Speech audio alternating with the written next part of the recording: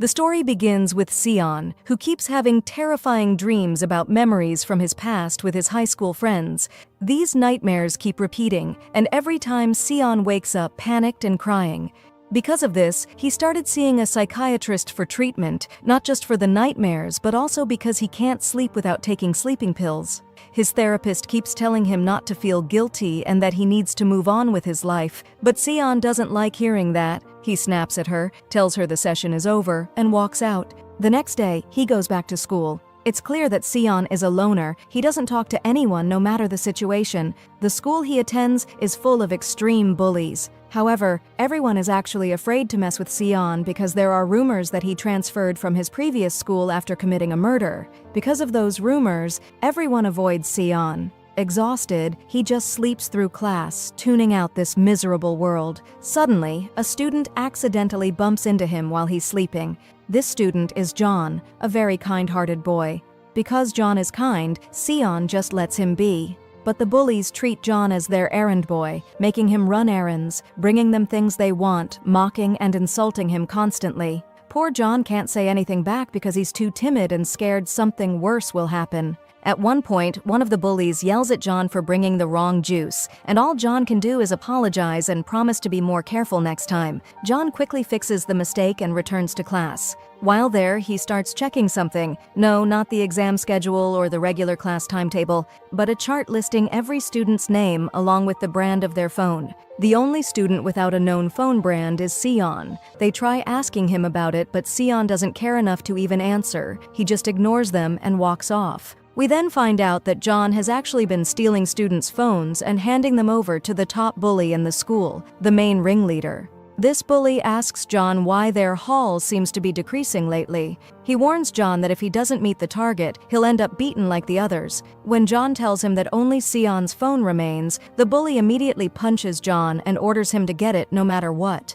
John sneaks into the teacher's room, takes all the confiscated phones and heads to the bathroom, where he finds and steals Se-eun's phone too. Later, when Se-eun can't find his phone, he asks John. John gets nervous and keeps insisting he doesn't know where it is. After all, he didn't steal it directly, right? He just took it from the teacher's confiscated phones. Se-eun notices how nervous John is and immediately realizes that John must have been forced to steal it under pressure. Se-eun feels sorry for him and decides not to push him further. Meanwhile, John reluctantly hands Se-eun's phone over to the bully and leaves, but he feels extremely guilty inside. It's clear that something bad is about to happen.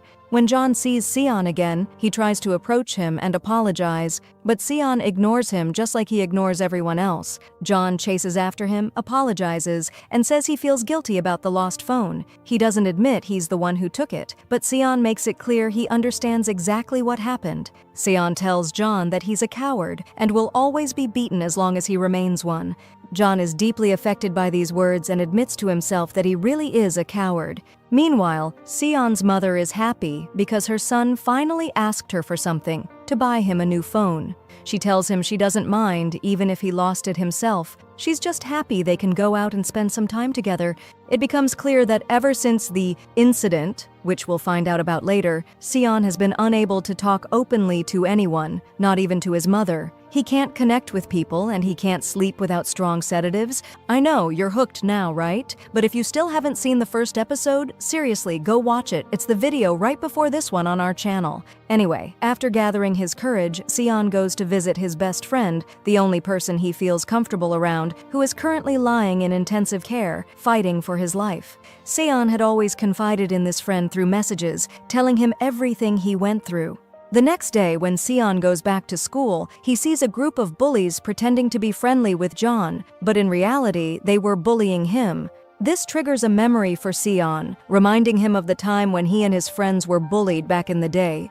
Anger boiling inside him, Se-eun imagines grabbing his pen and attacking, striking the first bully in the shoulder, the second in the leg, and then going after the leader of the bullies with quick, powerful moves. His imagined movements are sharp and fierce, but it turns out it was all just in his head. In reality, when the leader of the bullies tries to provoke Se-eun, Se-eun simply says one thing: "Move, I just need to pass."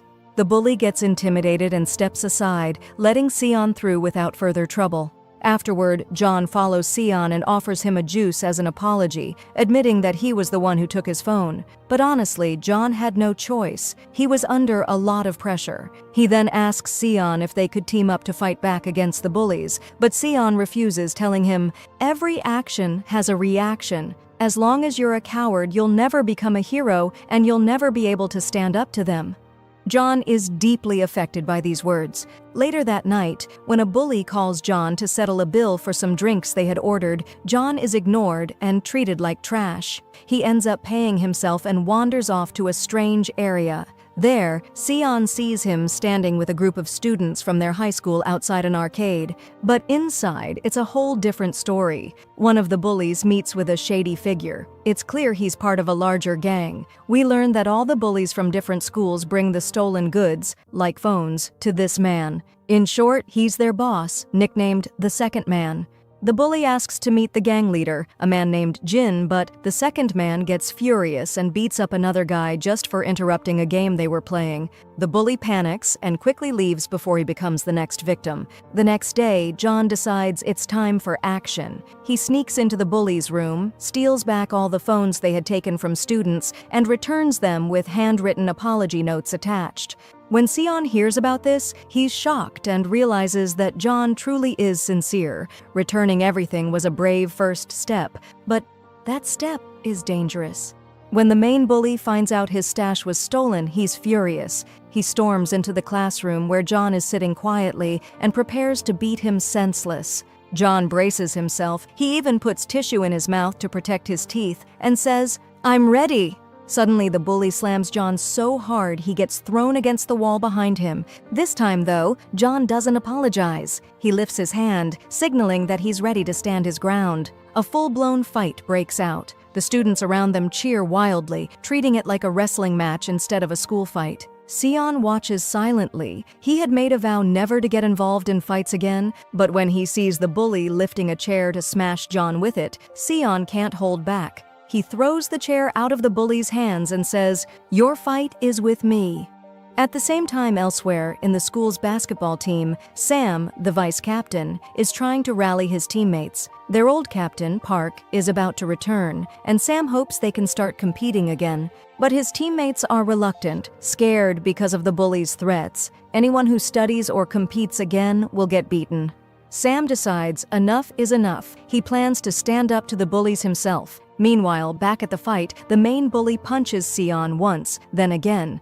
But on the third hit, Se-eun grabs the bully and throws him to the ground, and he looks absolutely destroyed.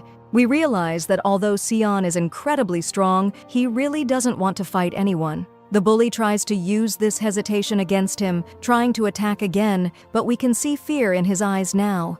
At that moment, Sam intervenes, telling the bully to back off before he seriously regrets it. The bully snaps at Sam, saying, "You're just a stand-in for Park, a nobody. Don't speak."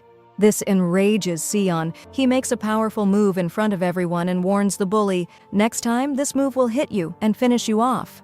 It becomes crystal clear, Se-eun is both fast and strong. The bully feels completely humiliated and decides to end the fight. He gathers his gang and leaves. After the chaos, Sam tries to approach and talk to Se-eun, but Se-eun ignored him, handed John his glasses, and took him to treat his wounds. Sam got very upset, especially when Se-eun refused to deal with him or join his group. As for John, he refused to go with Se-eun to a doctor because he had already reported the incident to the teachers, and the teachers found out that the bully was behind what happened. In response, the bully and his gang came and beat them up, and the cycle kept repeating itself. John then took Se-eun to his group's room, bringing his own first aid kit with him because he had long gotten used to treating his own injuries. The boy had been carrying his own burdens for a long time, honestly. When Se-eun asked John why he did all of this, even though he knew he'd end up beaten and dragged around the school, John simply told him that every action deserves a reaction. He didn't want to live and die as a coward, and he was tired of the bully and his gang. When Se-eun saw John's friends running to check on him, clearly scared for him, he decided to leave them alone and quietly walked away. Meanwhile, Sam overheard 3 troublemakers from school talking about Si-eun. He asked them what they knew about him, and they said that ever since the bully saw Si-eun's fearless eyes, so steady and bold, even more solid than a movie hero, he started digging into Si-eun's past. It turned out Si-eun had committed a serious crime, which was why no other school would accept him except for their school for troublemakers. Despite what he heard, Sam told them not to speak badly about their classmate because it could hurt him. Later, when the bully came and asked what Sam had wanted from them, they told him everything. That's when the bully decided he had to create conflict between Si-eun and Sam, hitting 2 birds with 1 stone. John quickly ran after Si-eun, giving him some medicine to help him sleep because he had noticed Si-eun could only sleep properly at school. That night, instead of taking his usual sleeping pills, Si-eun decided to try the medicine John gave him, and thankfully, it worked, letting him sleep peacefully. The next day, while they were having lunch together, Si-eun thanked John and told him the medicine had really helped. John was extremely happy, and the 2 of them sat together, enjoying their time. John even said it was the first time he had come to school without feeling scared or stressed, finally able to enjoy his meal normally.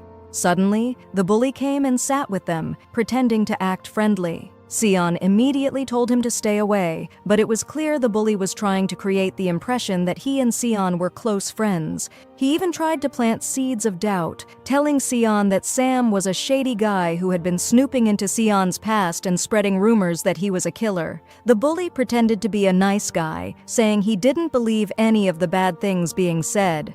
Afterwards, he continued with his plan against Sam. When John went back to check on his other classmates, he suddenly found himself grabbed by the bully and his gang, who told him to come with them. Meanwhile, when Sam's team left their room to go practice, the bully seized the chance, broke into their room, and trashed the entire place. He smashed what he could, tore apart what he couldn't break, and even stubbed his cigarettes out on their photos. He completely destroyed everything inside. Meanwhile, Si-eun noticed that the class had already started, and John still hadn't shown up, meaning something must have happened. When Si-eun pointed this out to the teacher casually replied, "What could possibly happen to him?" Honestly, the teachers at this school really had no clue about what was happening to their students. For the first time in a long while, Si-eun felt genuinely worried about someone. When he called John, he found his phone was off. Right then, the bully suddenly appeared, acting like a guardian angel. He told Si-eun that he had seen Sam and the boys taking John to their room, and only God knew what might have happened next. Si-eun immediately rushed to the gym room, which was completely trashed, and found John locked inside a locker. Meanwhile, the bully had gone to find another weak link and sent him to Sam, claiming that Si-eun had sent the message and wanted a fight. He told Sam that Si-eun had teamed up with the bullies and that they had sworn to mess him up. And like any hot-headed athlete with no real thought process, Sam decided to teach Si-eun a lesson, especially after seeing him come out of his own wrecked room. At the same time, the bully was working on a plan with his gang. They'd let Sam and Si-eun wear each other down in a fight, then they'd swoop in pretending to be the heroes and finish them both off. John and Si-eun walked together, and although John begged him not to go through that particular street, notorious for fights, gangs, and being outside police surveillance, Si-eun kept walking without a care. Eventually, Sam showed up, calling out to Si-eun and saying, "Let's settle this." Si-eun calmly agreed to fight, especially after seeing how consumed with anger Sam was, clearly unwilling to listen. Si-eun dropped his bag and the battle began. Both were strong and quick, especially Si-eun, who managed to grab a pen from his bag and charged at Sam. But Sam was just as fast. The fight went back and forth until the bully and his crew finally arrived. That's when Si-eun, Sam, and John unexpectedly became a team, fighting back together. The bully focused on Si-eun, trying hard to take him down, but Si-eun's speed made it difficult. Just when he was about to land the final blow, a voice shouted from a distance, "Enough!" A young guy in stylish shorts stepped in, landed a single hit on the bully, and knocked him to the ground. Yes, that was Park. Now, Park wasn't just the leader of the group at school, he was the only one brave enough to stand up to the bullies. He was a genuinely kind guy, but also incredibly strong. When Sam saw him, he scolded him, saying ever since Park left, they hadn't been able to win any competitions because of those troublemakers. When one of the bullies tried to attack Park, Park dodged and knocked him down easily. The rest of the gang backed off and ran away. Sam tried to speak to Se-eun, but Se-eun wouldn't respond. Park made Sam apologize to Se-eun for causing him trouble. Even then, Park walked away, clearly upset, thinking about everything that happened. He remembered how Sam said he'd destroyed their group. He also remembered the moment he grabbed the pen and almost attacked Sam, a moment he never wanted to relive. Meanwhile, John sat beside him, happy that someone was finally there to protect him, but Se-eun didn't feel any peace or happiness at all. The next day, Park returned to school full of energy for no clear reason. Seriously, no one knew why he was so cheerful, but everyone welcomed him back happily. I should tell you, in Park's presence, bullying simply wasn't allowed. He never got into fights or beat people up, but everyone respected him because they knew he was strong enough to crush anyone if he wanted to. Only one person could stand up to him, Sam, his loyal deputy and close friend. From their conversation, we learn Park had been suspended for a while due to some mischief. Sam, excited by his return, started a playful fight with him, blaming him for leaving. They fought jokingly until Se-eun entered the room. Park asked him, "So, are we continuing our fight from yesterday or what?" But Se-eun said, "Let's go. The principal wants to see us." When they got to the principal's office, they found out that one of the bullies had reported them, accusing them of ganging up on him and beating him. And just like always, the principal, who seemed completely disconnected from his students, believed Park and the others were at fault. He gave them community service papers as punishment. Sam protested, saying they had done nothing wrong, and Se-eun also refused to accept the blame, insisting they were innocent. But Park simply placed his hand on their heads, made them bow, and apologized to the principal. Surprisingly, Park was totally okay with doing community service. After they left the office, Se-eun told Park, "Don't ever put your hand on my head again. Don't touch me. We're not friends." Park, ever the mischief seeker, took a sewing needle and playfully grabbed Se-eun's hair, saying, "Come on, relax," then grabbed Se-eun's hand and placed it on his own head, trying to show him it wasn't a big deal. Sam quickly intervened before Se-eun could lose it and possibly commit an actual crime. After that, John went to sit with Se-eun. He told him that bullying wasn't just about that one guy at school and his little gang of thugs. Those guys were nothing compared to the real issue. It was much bigger than that. Every school had its own group of bullies, but all of them reported to one large organization led by a guy named Jun-Tae. Jun-Tae had managed to unite nearly all the high schools under his control, except theirs. And the only reason their school was still safe was because of Park, who no one dared challenge. If it weren't for Park, their school would have fallen under Jun-Tae's rule a long time ago. That's when we truly understand why Park is such a respected and feared figure. People like him and are afraid of him for good reason. Meanwhile, Se-eun's mother came to pick him up from school. She told him she heard he was being punished and asked him not to cause any more trouble. It was obvious there wasn't much real communication or connection between them. At the same time, we saw the school bully at Jun-Tae's gang headquarters getting absolutely beaten down by members of the union. They were furious he failed to take over the school during Park's absence. Turns out, the bully himself wasn't even top dog. He was being bullied now. He begged Jun-Tae for another chance, but Jun-Tae refused and ordered his men to keep hitting him before throwing him out of the gang, the so-called Union Gang. Later, Jun-Tae called his second-in-command, telling him not to worry and that he would handle the new kid. The next day, the students were doing community service, playing with kids, joking around, and having a good time. As usual, Park was the most energetic one. Se-eun started seeing them differently. They weren't bad at all. They reminded him of his old friends. But then Park accidentally spilled food on Se-eun, so Se-eun went to the bathroom to clean up. When he came out, a strange young man was waiting for him. He asked Se-eun if that was really his name, then snapped a photo of him without hesitation. He claimed to be the second-in-command of the Union Gang and challenged Se-eun to a light fight. But Se-eun was strong and blocked every hit. The guy left the bathroom saying, "We'll definitely meet again." Outside, he ran straight into Park, who didn't take kindly to him trying to mess with his friends. The guy tried provoking Park, but Park calmly warned him that if he touched any of his friends, both he and his boss would regret it. Then he rushed in to check on Se-eun, who, as usual, acted like nothing had happened. Meanwhile, in one of the country's top high schools, a ceremony was being held to honor a well-mannered, respectful, straight-A student, none other than Jun-Tae himself. Yep, the same Jun-Tae who leads the gang. Despite being a full-time gang leader, he was also shockingly good at school. During the ceremony, he got a message from the former bully who wanted to give him the money he owed and asked to meet in a remote place. Jun-Tae agreed and went to the meeting spot, but it was a setup. The ex-bully brought his own thugs and planned to take Jun-Tae down. Before he could even start threatening, Jun-Tae unleashed hell, beating every one of them with terrifying speed and strength. Even though they had weapons, they were no match for him. He beat them all and told the ex-bully that if he saw him again, he'd finish him off for good. Meanwhile, Jun-Tae had already received a photo of Se-eun from his second-in-command. At the end of the day, Park took all his friends out, all except Se-eun, who quietly left on his own and headed to a restaurant owned by his grumpy father, who didn't seem to care for anyone. Not the customers, not his son, not even himself. Later, Sam told Park about John's brave stand against the bully and his gang. He told him how John had fought them off alone with real courage. Park was impressed and told him, "From now on, you're my friend. I like the brave and the strong." As for Se-eun, he went to visit his friend in intensive care like he always did. While there, Park called and tried to invite him for lunch again, but Se-eun rejected the offer. He told Park not to call him again. When Se-eun went to sit outside his friend's hospital room, he found the second-in-command already there, mocking him. At that moment, Se-eun's eyes filled with rage, and he told him to leave before things got ugly. But the guy kept provoking him, saying if Se-eun really cared about his friends and didn't want to lose them, he should follow him, because a hospital wasn't the right place for someone to get killed.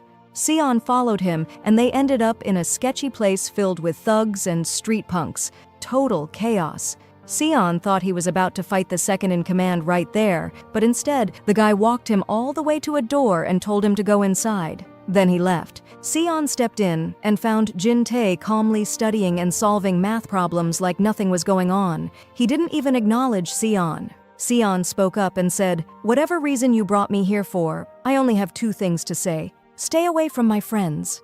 Jun-Tae replied, "Fine. I won't go near your friends, not the new ones you just made, nor the one in intensive care." But in return, he asked Se-eun to stay away from Park and his crew. Se-eun agreed. Before leaving, Se-eun even helped Jun-Tae solve a math problem, then walked out. At that point, Jun-Tae realized Se-eun's closeness to Park was the worst possible outcome, and he decided to act. He caused a scene at Park's father's restaurant. When the police called Park, he rushed over only to find out his father had served food and drinks to a group of teens who turned out to be underage, and those teens had reported the restaurant themselves. When Park saw the smug look on their faces, he knew something was wrong. One of them told him that Jun-Tae had ordered them to deliver a message. Park should come meet him. Jun-Tae then called Park directly, telling him that the game is just starting. The next day, Park came to school clearly upset. He understood that Jun-Tae would try to hurt the people around him because of their connection. Things got worse when Se-eun told everyone that a guy named Jun-Tae had summoned him the night before. He said he was fine. Nothing had happened. But he didn't want to get involved with them anymore. He wanted things to go back to how they were. Park realized Se-eun was scared. He tried to act like it was no big deal and said, "It's okay, we won't bother you again." But Jin, another friend, ran after Se-eun and told him Park didn't really mean for them to stop being friends. Still, Se-eun couldn't say much. He just told him, "I enjoy being alone. I don't want to be with anyone." It was obvious he was sad and lonely. As Se-eun walked home from school, 3 boys from another school approached him with his photo in hand. They looked like they worked for Jun-Tae, but Se-eun completely ignored them and walked off without even acknowledging them. Later, while everyone was heading home, Park told his friends he had something really important to do and left. That left only John and Sam, and we find out those 3 boys from earlier were actually after them. They followed John and Sam all the way to a tunnel. Then the second-in-command showed up and launched a surprise attack. Sam immediately recognized him. They had fought in the past. Back then, Sam lost and had his knee broken, so now the second-in-command said the fight was between him and Sam. Sam told John to run, and John ran. 2 of the boys chased after him. John, being smart, managed to outpace and lose them, hiding until they gave up. He then tried to call Park, but Park's phone was off, so John quickly called Se-eun. When Se-eun didn't pick up, he texted him. Se-eun was confused by the message, so he called John back to check in. John tried to play it off, saying he just wanted to know if Se-eun had left school yet. But before the call could go further, the two thugs spotted John and started chasing him again. Se-eun heard their voices in the background and immediately realized his friends were in danger, so he ran out to help. Meanwhile, Park arrived at the location Jun-Tae gave him and found some teens loitering around. When he asked them for directions, they mocked him, so Park beat them up and marched inside to find Jun-Tae, who was, yet again, studying for his exams. Gotta admire the dedication, a gang leader who's still committed to academics. They had a serious talk, and it became clear they shared a long history. All of this, the attacks, the threats, it was Jun-Tae's way of trying to recruit Park into the Union gang, to make him part of his empire. But Park refused. He said he would keep refusing, no matter what. That's when Jun-Tae revealed the real threat. "Your friends are already in my men's hands. You better hurry if you want to save them." As Park stepped outside, he found Jun-Tae's men waiting for him. He didn't hesitate. He dove straight into a fierce battle against them. Meanwhile, the second-in-command and his crew had taken John and Sam to the school rooftop, where a brutal fight broke out between Sam and the second-in-command. This guy was a beast. No one could stand in front of him. He hit so hard, even one punch was enough to knock someone out cold. But Sam kept fighting, just trying to hold him off long enough.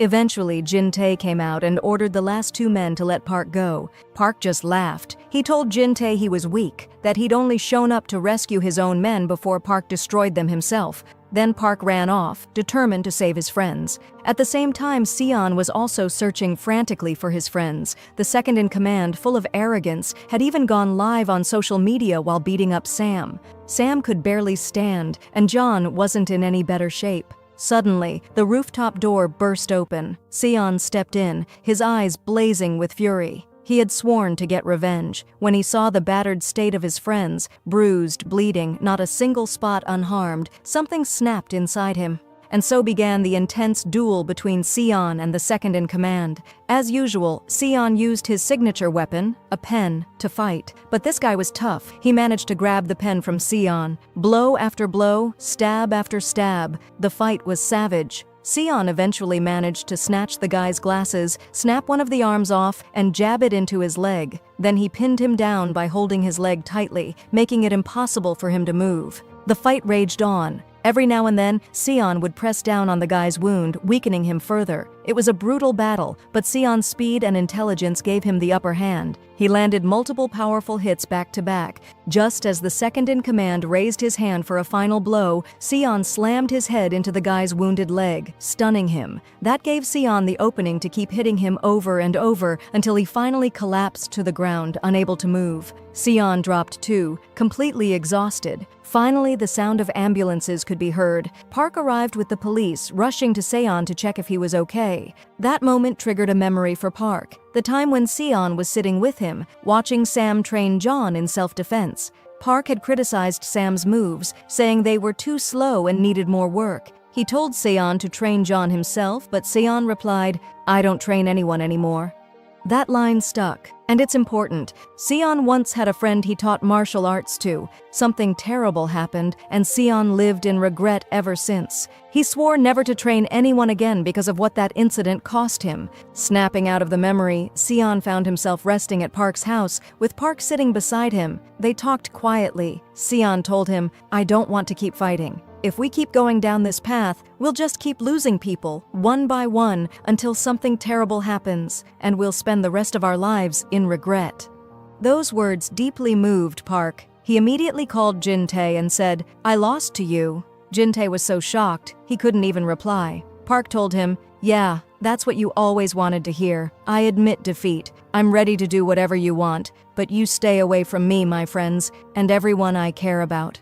Meanwhile, after the second-in-command was treated at the hospital and gave his statement to the police, he stepped out of the station and found Jun-Tae waiting for him. They went to one of their hangouts, and Jun-Tae asked him, "So, what did you tell the police?" The guy was bitter. "You didn't even ask me how bad my injury is," he said. "I thought we were friends outside of this dirty work." Clearly hurt, he told Jun-Tae he had already closed the case and that he would no longer work with him. He told Jun-Tae not to look for him again, a clear declaration that he was quitting the group. The next day, as Jun-Tae walked home from school, a suspicious car pulled up beside him. Two tough-looking men leaned out and told him, "Get in. The big boss wants to see you." Jun-Tae coolly replied, "I'll call him later." But that pissed them off. One of the guys got out to beat him up, but Jun-Tae, strong and fierce as ever, took him down easily. Even when the second guy stepped out of the car, Jun-Tae was too fast and skilled. He easily took them both down with his moves. They couldn't even lay a finger on him. He told them flatly to leave immediately and that he'd call the boss himself to find out what he wanted. The next day, we see Se-eun heading to school. As he arrived, he spotted Park sitting there with Sam and John, all waiting for him, and the excitement on their faces was impossible to describe. Park immediately started meddling in Se-eun's business. No matter where Se-eun tried to sit, Park would gather the whole group and follow him, popping up in every corner until they finally convinced him to join in their fun. Laughter, teasing, and jokes followed, with Park, as usual, being a hyperball of energy, full of life and excitement. As they chatted, Park told them they were all friends now and that they shouldn't keep secrets from each other. He said together they could overcome anything. But right in the middle of this warm moment, Park got a phone call from the police station and his whole expression changed. He excused himself and left quickly. It turned out that the boys who had caused all the trouble with his dad had changed their statements. They now claimed Park's father knew they were underage and still offered them drinks after they offered him more money. As a result, his dad was sent back to prison. Park was furious. Then he got a message from Jun-Tae admitting that he was behind it all. When Park later saw the same boys laughing it off like nothing happened, something inside him snapped. He followed them and beat them down savagely, no mercy. When word of it reached Jun-Tae, he told his men, "No one lays a hand on Park." But then he personally went to their meeting place and found the top men of the big boss, the real leader of the entire operation, waiting there. As Jun-Tae barged into the boss's office, he acted arrogantly and demanded that he leave. But the boss's assistant, furious and tense, smashed the glass and warned him that if the police got involved and things didn't stay under control, Jun-Tae would be the first to suffer. Then he walked out, leaving Jun-Tae standing there. Meanwhile, Se-eun had his own confrontation waiting. His mother was outside, waiting for him, furious. She scolded him, saying she knew he had been skipping class and that his grades had dropped dramatically. She told him that she had decided to transfer him to a school abroad and that the two of them would leave Korea altogether. Se-eun protested. He wanted to stay. But she broke down in tears. She admitted that everything that happened to him and his friends at the last school was her fault. She'd been a stressed, inattentive mother, never listening to him, and that's what led him to be bullied. She swore that she'd never let that happen again, not to her son. She begged him to come with her without a fight. Se-eun felt a deep sense of guilt. He'd made his mother feel responsible for everything. Meanwhile, Park's world was falling apart. After everything that happened, he didn't even want to go back to school, afraid his presence might put his friends in danger. Everyone there now saw him as nothing more than a thug just because he beat up the boys who framed his dad. His own father, angry and bitter, got into a huge fight with him and threw him out of the house. Now homeless, Park wandered the streets, crushed by guilt, thinking everything that happened to his friends was his fault. That's when Jun-Tae called. He reminded Park, "I'm still waiting for an answer. You, your friends, and your family, one of you will join the union." And sadly, Park gave in. He went to a shop, met a kid, beat him up, and handed him a phone to call Jun-Tae. That was his first mission, and he completed it. But as soon as it ended, Park felt like he had lost a part of himself. He even gave the boy some money to go buy medicine from the pharmacy to treat the injuries Park had just given him. Se-eun had started filling out the school transfer forms for the new place he was supposed to move to, but just then, his friends Sam and John rang the doorbell. They asked him to come out with them and apologized if they had ever done anything to upset him. The problem was that every time they tried calling Park, he would either reject the call or avoid them altogether, unable to face his friends because of everything he was going through. Meanwhile, Park had made his way to Jun-Tae's base, where he was warmly welcomed. After all, he was now officially one of them. Back at home, Se-eun was preparing to travel with his mother, but he suddenly received a call from John, who told him what had happened with Park. That call changed everything. Se-eun canceled the trip, deciding instead to go back to school. His friends were thrilled to see him again, and when Se-eun returned, he told them with determination that they had to stand by Park. Everything Park had done was to protect them, and now it was their turn to support him. At the same time, Park was losing himself. He was seen beating up one of the gang members, unleashing his rage. It was clear that he hated what he had become, especially the way Jun-Tae would casually hand him money after missions, treating him like one of his soldiers. That moment triggered a painful memory, the day he first met Jun-Tae. Back then, Park was the one who taught Jun-Tae how to fight, but Jun-Tae twisted that gift and used it for revenge, hurting innocent people. Meanwhile, Se-eun and the others went to Park's house, hoping to find him. They met his father and tried to speak to him, but the man seemed embarrassed. He asked them to let him know if they saw his son. He couldn't believe Park had just walked away like that. Se-eun told him that Park was a good person and everyone at school respected him, but Park's father, feeling ashamed, kicked them out. Later, Se-eun shared with his friends how he had known Park for years. His father had always been a hot-tempered, abusive man who beat him regularly. Determined, the group went to confront one of the school bullies, the one who knew the most about the union's corruption. The bully spilled everything. The gang was led by a powerful man in the city and was involved in money laundering through multiple businesses, clubs, bike shops, and fake companies. Even the employees were actually thugs. They would steal motorcycles, repaint and replate them, then sell them as if they were new. It was all a mess: theft, extortion, laundering, and the gang members made huge money doing absolutely nothing. That's why so many students joined them. When the bully found out they planned to take down Jun-Tae, he begged to join them, but they refused. Se-eun then told his friends not to act yet. He had a plan, and he didn't want anyone getting hurt before they were ready. As for Park, he had taken the money Jun-Tae gave him and quietly left it at his father's house to help pay the compensation his dad owed. But then, a new message arrived from Jun-Tae, a picture of a motorcycle with a command to go and steal it. Se-eun, now fully committed, went straight to Jun-Tae's hangout. When the guys there realized who he was, the one who beat up one of their members, they tried to befriend him, but Se-eun wasn't interested. He told them flatly, "I came here to kill Jun-Tae." They laughed, mocked him, and walked off. Meanwhile, Sam and John couldn't sit still. They tracked down the location where the stolen bikes were hidden and waited there for Park. Sam tried calling him, but Park rejected the call again. That pushed Sam over the edge. He was sure Park was inside, so he and John broke a window and climbed in. Inside, they found not just stolen bikes, but also Park's clothes and a room full of important documents. They broke into the room to investigate. Back at the hideout, Jun-Tae was sitting with Se-eun. He asked mockingly why a top student like him would get involved with gangs, but Se-eun wasn't interested in empty talk. Jun-Tae sneered and told him he had no conscience, then showed Se-eun a video of Sam and John. They had been caught at the union's warehouse. He warned Se-eun that his men were on the way there, and they would finish them off unless Se-eun fought him and won.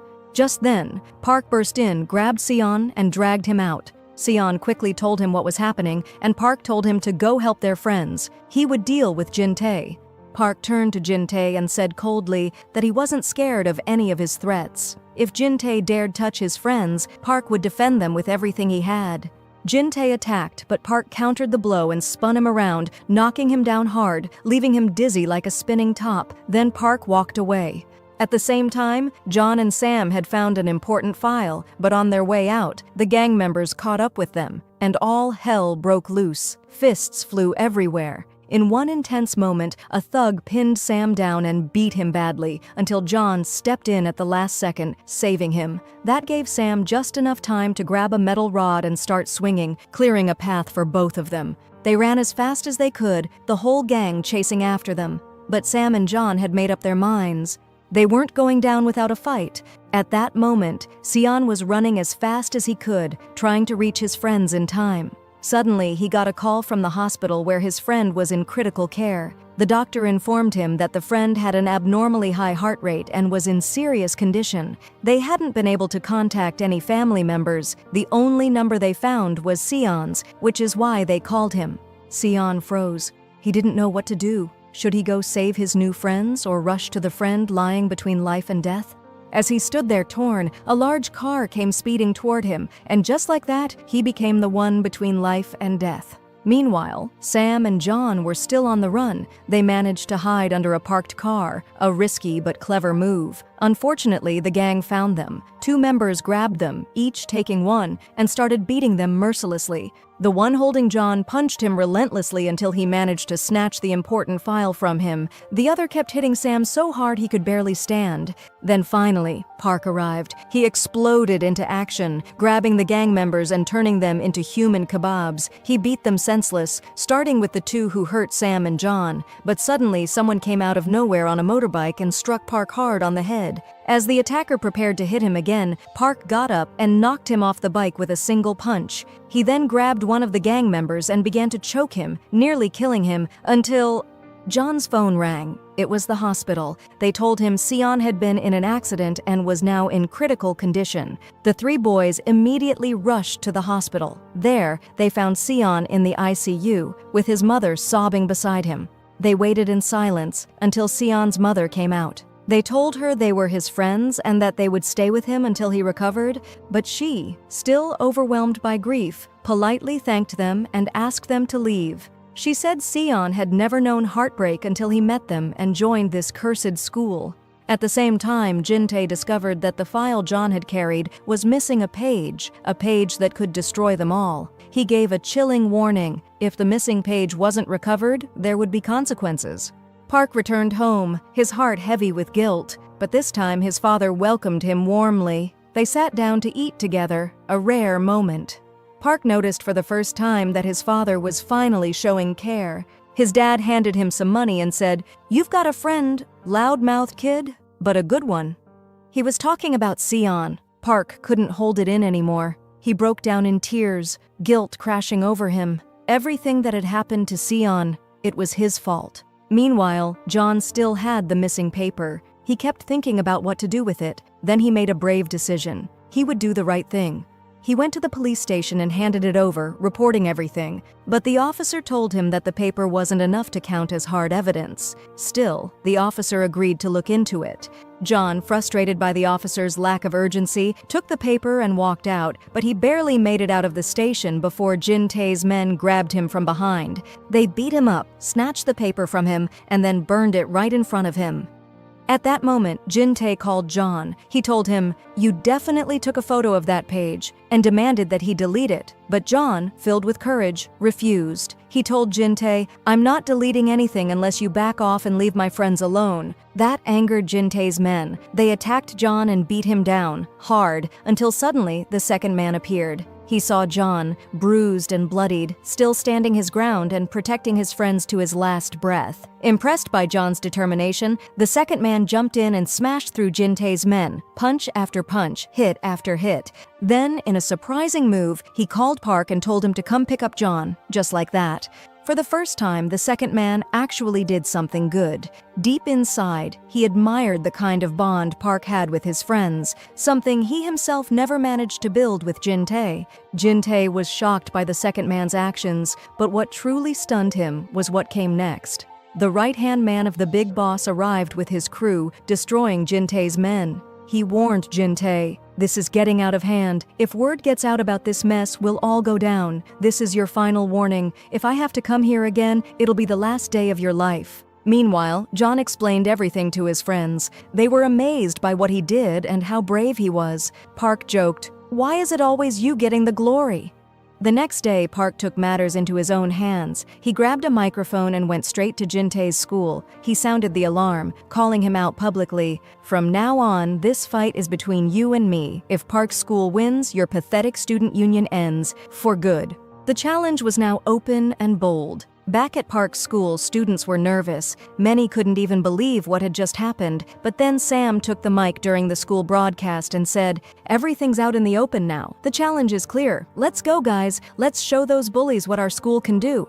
Jun-Tae, however, was terrified. Even his own men started doubting him, wondering if he could truly stand against Park and Se-eun. Later, Park visited Se-eun at the hospital. Se-eun's mother greeted him warmly and apologized for the harsh things she had said earlier. She brought him in to see Se-eun and explained what had happened, how she was just afraid for her son. The doctor had told her that the car accident wasn't the real problem. The true cause of Se-eun's condition was the internal emotional conflict he was struggling with. His recovery now depended on his will to live. Just as she was finishing her words, Se-eun woke up from his coma. The first thing he asked was whether his friend in the ICU was okay. Park broke down in tears, overwhelmed with joy. He assured Se-eun that their friend was stable now, that his mother was with him, and things were looking better.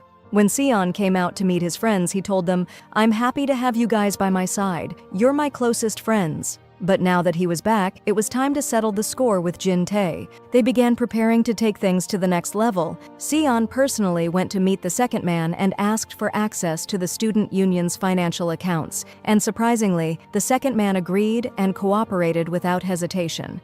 Their second move was more psychological. They started spreading rumors among Jun-Tae's own crew, making them doubt their leader's strength and intentions. Meanwhile, Jun-Tae visited an orphanage, a place he regularly donated large sums of money to, but this time, he intended to donate more than ever before. Strangely, the head of the orphanage refused the money. She told him that although she never asked where the funds came from, she had started having doubts. She refused to accept the donation. The next day, Jun-Tae went to meet his gang at the place where the final battle was to happen. It was pouring rain. Sam and John walked side by side, making their way toward the battleground, when suddenly they saw their entire school waiting for them. Every student wore uniforms bearing the school's logo, and they all marched forward, united. Just before entering the tunnel that led to the fight zone, the school bully and his gang showed up. He told them, "We're coming with you. This is about our school's reputation." Although John told him, "I still haven't forgiven you for what you did to me," they knew now wasn't the time for grudges. They needed every hand they could get. Of course. All this time, no one knew where Se-eun was. Se-eun, in fact, had gone to meet the second man, who had previously given him a phone loaded with an app that exposed the secrets of their entire organization. But, as some had suspected, the second man turned out to be a traitor. He had someone sneak up and strangle Se-eun until he passed out. Honestly, many people already doubted the man's loyalty from the start. Meanwhile, the students from the school kept advancing until they finally reached Park, who thanked them all for coming. But when he didn't see Se-eun among them, he started to get worried. They tried calling him, but his phone was off. That made the worry grow deeper. Still, Park held his ground. He told them, "We need to keep going. This is clearly a dirty trick from Jun-Tae. We have to go, all of us, to find out what his plan is." And so, the battle began, and it was intense. Each team had its own leader, and every time one of them entered the fight, they'd take down 20 men at once. It was a full-scale war. As for Se-eun, he finally regained consciousness and managed to break free from the guy who was holding him. What followed was a brutal one-on-one fight. Se-eun came out battered and bruised. The injuries weren't minor, but the important thing was, he made it out. Outside, he found John waiting for him. Turns out, the others had sent John to rescue Se-eun. Unfortunately, the gang member Se-eun had fought earlier wasn't finished. He came back and attacked them again. He landed a heavy blow on John, but Se-eun didn't hold back this time. He beat the guy down until he couldn't get up. John, struggling to move, told Se-eun, "You go. The team needs you more than I do." Back at the battlefield, we saw Sam locked in combat with one of the high-ranking gang members. Blow after blow, Sam refused to stop until he finally brought the guy down. Meanwhile, the school bully didn't do much. He either got beaten up or tried to bluff his way through everything. Then came the climactic moment, the final fight between Park and Jun-Tae. The only word that could describe it was epic. Two fighters of equal strength, once friends who knew each other's weaknesses, now clashing with full force. This wasn't just a battle, it was personal. There were no insults, just fists, fury, and broken bones. It was clear this wasn't just a fight between enemies. It was a confrontation between two former friends, full of resentment and regret, each of them having chosen a different path. But in the end, Park fell first. Just as it looked like it was over, Se-eun arrived, throwing himself into a second fight with Jun-Tae. He focused his attacks on Jun-Tae's leg, delivering blow after blow until he completely destroyed it. Even though he was in pain, Se-eun pushed through because this was the plan he made with Park. Then, just as things reached the breaking point, Park got up and delivered the final blow, a devastating hit that knocked Jun-Tae to the ground, unable to stand again. Their school had won. The corrupt student union was disbanded. Victory was theirs. They left the battlefield as heroes, bruised and bloodied. On their way out, they found John, and all four of them walked away, wounded but proud. Everything returned to normal, or rather, better than it ever was. As for Jin-Tae and his men, they disappeared completely. Sometime later, Se-eun received a call from the hospital. His friend, the one who had been in a coma, had finally woken up and was now in stable condition. Without wasting a second, Se-eun and his friends rushed to the hospital. There, Se-eun saw his friend smiling, happy, and full of life. The boy greeted him warmly and told him he was glad to have made real friendships and that he had finally started to heal from his past. And with that, our story ends. A happy ending for all our heroes. Subscribe for more dramas like this one, like the video, and tap the bell icon so you will never miss any updates from the channel. Thanks for watching.